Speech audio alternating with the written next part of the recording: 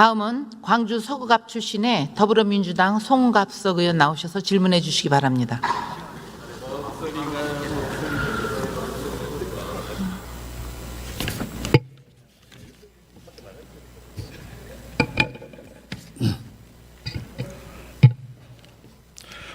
네, 존경하는 김영주 국회 부의장님, 그리고 선배 동료 의원 여러분, 광주 서구갑 송갑석 의원입니다. 윤석열 정부가 출범한 지 9개월이 지났습니다. 그 9개월은 경제와 민생, 국민안전, 외교, 포기라고 하는 사포정부 윤석열 정권이 대한민국을 총체적 난국에 빠뜨리기에 충분한 시간이었습니다. 같은 시기 북한의 미사일 도발과 핵위협으로 한반도 긴장이 최고조에 달하며 우리의 안보 위기도 그 어느 때보다 위중한 상황에 놓였습니다. 그러나 이토록 엄중한 상황에서 우리 군은 실수와 실책, 실패를 연발하고 있습니다. 현무 미사일 낙탄 사고로 셀프 선제타격이라는 오명을 썼습니다. 추가로 발사한 에이테크스 미사일은 추적에 실패했습니다. 천군과 패트리어트는 발사에 역시 실패했습니다. 급기야 북한의 무인기 5대가 7시간 동안 수도권 상공을 휘젓고 용산 대통령실 비행금지구역까지 재집 드나들듯 했음에도 불구하고 격추는커녕 제대로 탐지조차 못하며 속수무책으로 당했습니다. 이 모든 일이 지난 10월부터 단 3개월 동안 벌어진 일입니다. 윤석열 정부의 출범 전과 후에 우리 군이 과연 같은 군대인지 맞는지 의아스러울 정도로 군의 대응은 어설프고 혼란스럽기 짝이 없습니다. 저는 우리 군의 이 모든 안보 난맥상은 국군 통수권자로부터 시작됐다고 생각합니다. 국군 통수권자는 공간이 의식을 지배한다며 느닷없이 우리 군의 심장부로 대통령실을 옮겼습니다. 우리 군의 핵심 공간은 순식간에 초토화됩니다.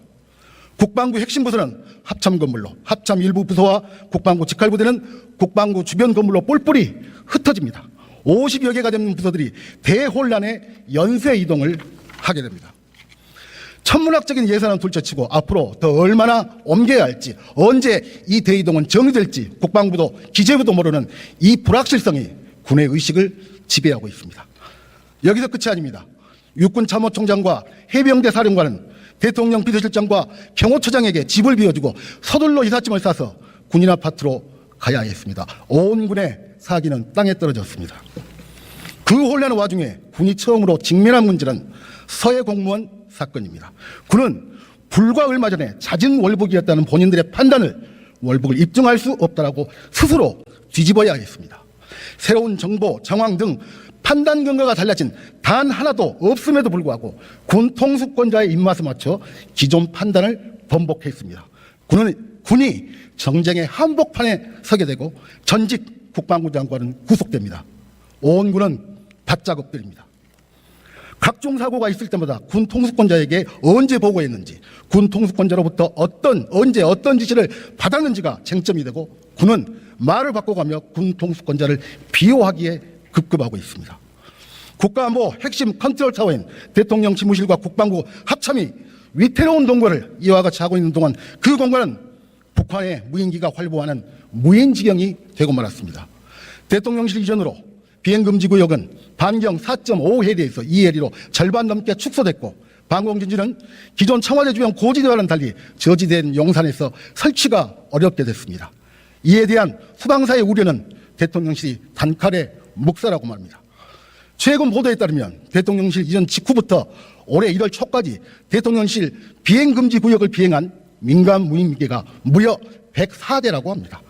그중 절반이 넘는 58대는 누가 어떻게 왜 날렸는지조차 파악하지 못했다고 하니 대통령실 비행금지구역은 애당초 무인기 조종사들의 놀이터와 다를 바 없습니다. 대통령실의 방공 시스템이 민간 드론조차 적발할 수 없는 이 어처구니 없는 상황을 우리 국민들이 어떻게 받아들여야 합니까? 확전을 각오하고 우리 무인기를 북한에 보내라고 지시한 군 통수권자는 정작 NSC 회의 전체 열지 않고 예정된 만찬을 진행하는데 우리 국민들은 어떻게 군 통수권자를 신뢰할 수 있겠습니까? 이 모든 혼란은 다름 아닌 군 통수권자의 안보 리스크로부터 비롯된 것입니다. 그리고 우리 군은 군 본연의 임무보다 군 통수권자의 안보 리스크를 뒷감당하는 데 허덕이며 스스로 군의 사기와 신뢰를 깎아먹고 있습니다. 우리 국방의 위태로운 현 주소에 참담함을 느끼면서 본질에 들어가도록 하겠습니다. 국무총리님 앞으로 나와주십시오.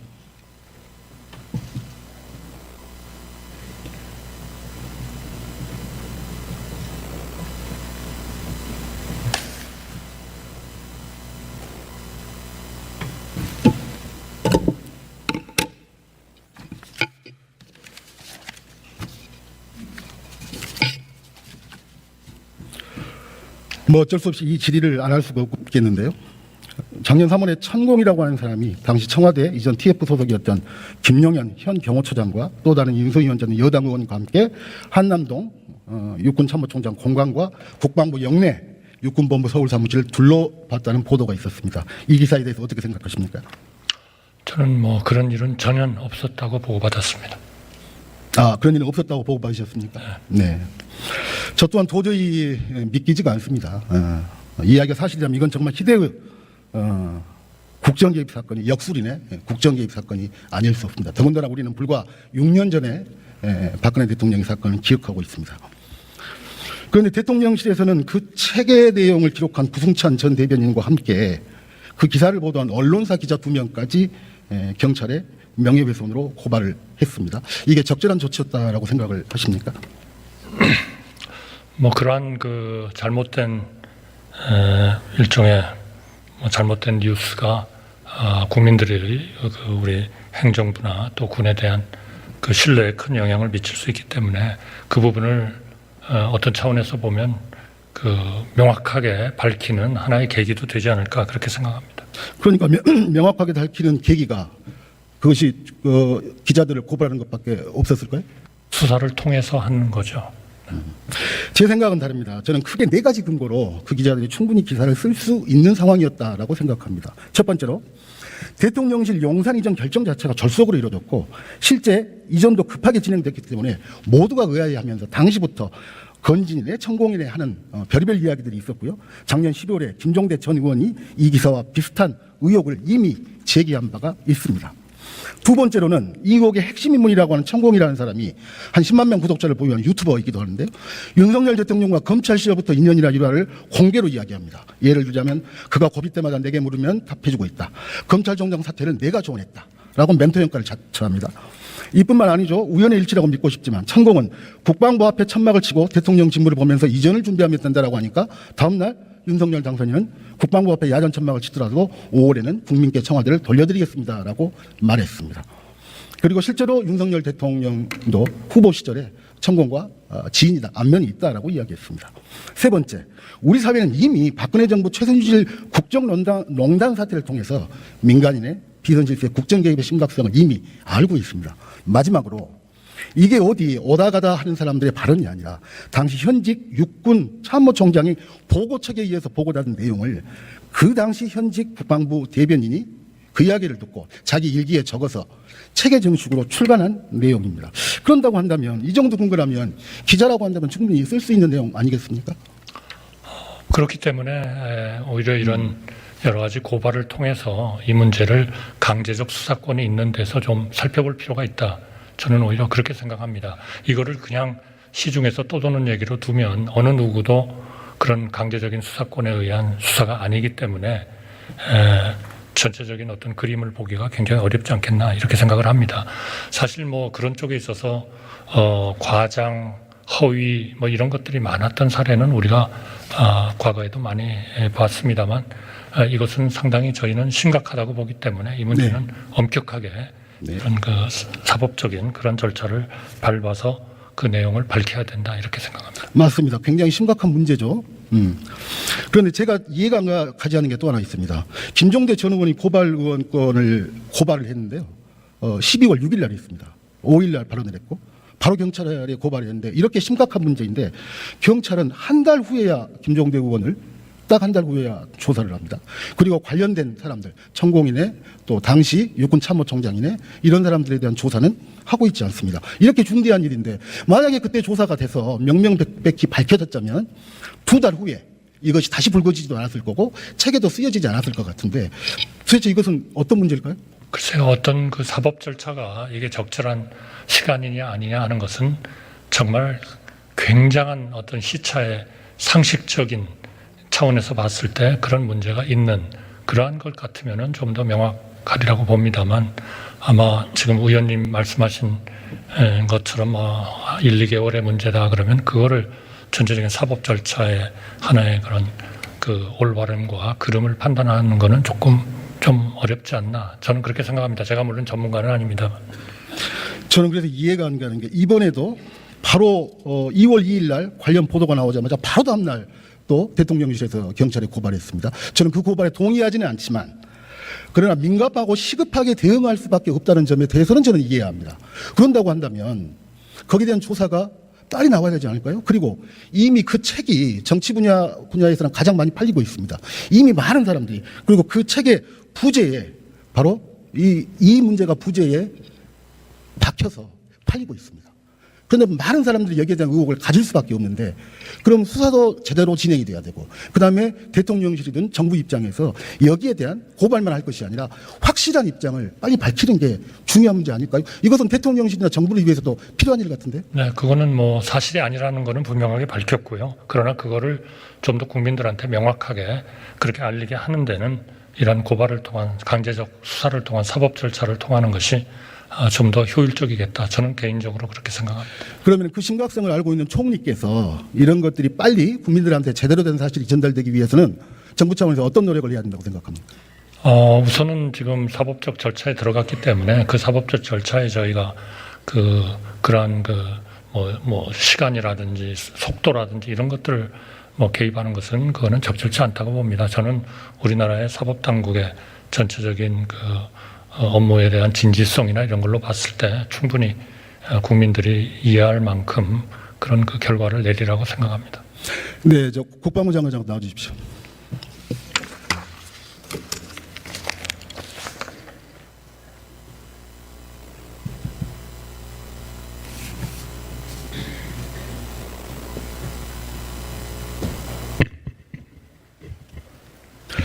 네, 이와 관련해서 김종대 전 의원 고발건과 관련해서 혹시 경찰에서 수사협조 요청이나 이런 것들이 있었습니까? 아직 그 사실에 대해서는 제가 아는 바가 전혀 없습니다. 그럼 국방부 자체적으로 진행한 조사는 어떤 거였습니까? 예, 수사가 진행되는 것으로 알고 있기 때문에 저희들이 별도로 하는 것은 없습니다. 별도로 하는 것은 없어요? 예. 근데 아까 다른 의원님이 질의하실 때 확인을 해봤더니 전혀 그런 일이 없다라고 말씀하시지 않았나요? 그것은 그 당시에 벌써 그것은 지난 12월 달에 그 얘기가 나왔을 때 그때 관계자들이 육군에서 확인했을 때 그런 사실이 없다라고 답변을 한 겁니다. 관계자라면 누구를 말씀하시죠? 그 공관에서 근무했던 부사관 한 명하고 네. 네. 아닙니다. 조사가 아니고 네, 육군 어쨌든. 차원에서 확인을 한 겁니다. 당사자한테. 예. 예, 또 부사관하고요? 또 부사관하고 네. 주로 이제 부사관입니다. 다 제일 중심에 있는 당사자이기 때문에. 그럼 그 부사관은 한남동 육군참모총장 공관에 천공은 오지 않았다. 이런 그런 사실이 없다라고 답변을 했었습니다. 그럼 국방부 영내 육군 서울사무소는요? 서울사무소는 마찬가지입니다. 서울사무소 예. 역시 온 적이 예, 없다. 그렇습니다. 네. 그렇지만 이것이 현재 다시 문제가 불거지고 있는 것은 알고 계시죠? 예, 그래서 고발을 했기 때문에 네. 이제 수사가 진행될 것으로 보고 있습니다. 그리고 또 이것이 국방부가 왜 관련이 되냐면 아까 말씀 다른 의원님이 하시던데 뒷차는 그냥 통과시키고 출입 기록을 남기지 마라 이런 말을 남기고 두 대가 갔다 이런 거거든요. 이런다고 한다면 국방부 입장에서는 굉장히 또 심각한 문제 아니겠습니까? 그런다고 한다면 국방부 입장에서도 관련자들한테 다시 진위를 묻고 또 그 진위를 입증할 수 있는 출입 기록이랄지 CCTV랄지 그다음에 그 사람들이 쓰는 휴대폰 몇 개 쓰는지는 모르겠지만 휴대폰 위치 기록이랄지 이런 것들에 대한 점검이 저는 필요하다고 보는데 어떻습니까? 수사가 진행되고 있기 때문에 거기에 대해서 그 중간에 저희 국방부가 관여하는 것은 적절하지 않다고 봅니다. 군 출신의 수사를 경찰이 직접 하나요? 그것은 이제 현재 군인인데? 아닙니다. 그 민원이 합니다. 군에 대해서는 네. 군 검찰의 협조를 받아서 하는 겁니다. 이게 제가 자꾸 말씀드리는 예. 것은 심각하다고 이야기를 하지 않습니까? 대통령실도 바로 다음날 고발을 하고 그러는데 여기에 대한 대응은 정부가 느끼고 있는 심각성에 대해서 매우 느리게 진행하고 있다라고 하는 거예요. 그게 잘 이해가 안 된다라고 하는 겁니다.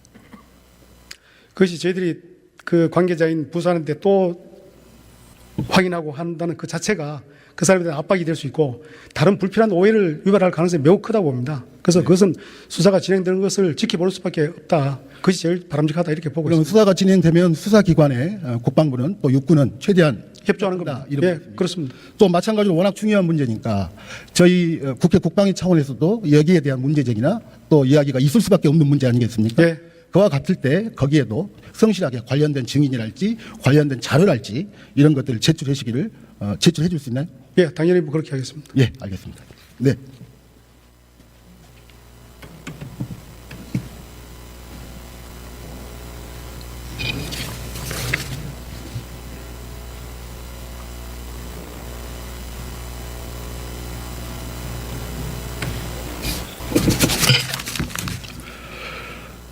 네, 존경하는 국민 여러분, 그리고 선배 동료 의원 여러분, 오너 리스크라고 하는 말이 있습니다. 한 기업의 오너가 잘못된 판단이나 부적절한 언행으로 그 기업이 손해를 끼치고 이미지를 실추시키는 것을 의미합니다. 같은 의미로 이제 대한민국은 프레지던트 리스크를 걱정해야 될 시점이라고 생각합니다. 특히 외교안보 분야에서 프레지던트 리스크는 심각한 수준입니다. 참배 없는 조문외교, 국기도 테이블도 없는 한일 약식회담, 북한 문제 빠진 유엔 연설, 48조 한미 정상 만남, 비하 욕설 파문, 취임 9개월밖에 안 된 대통령의 실수에 국민들은 처지. 급기야 윤석열 대통령은 UAE에서 UAE의 적은 이란이라고 하는 대형 사고를 쳤습니다. 머지않아 방비를 한다는데 미국의 적은 중국이라고 하지 않을지 걱정입니다. 대통령께서는 이제 셀즈맨으로 자처하면서 대한민국 1호 영업사원이 되겠다고 말했습니다. 대단히 반가운 말씀입니다. 그래서 더욱더 대통령의 말은, 특히나 해외에서의 대통령의 판단과 말은 더욱더 신중하고 여러 번 생각 끝에 해주시기를 대한민국을 위해서 다시 한번 당부드립니다. 고맙습니다.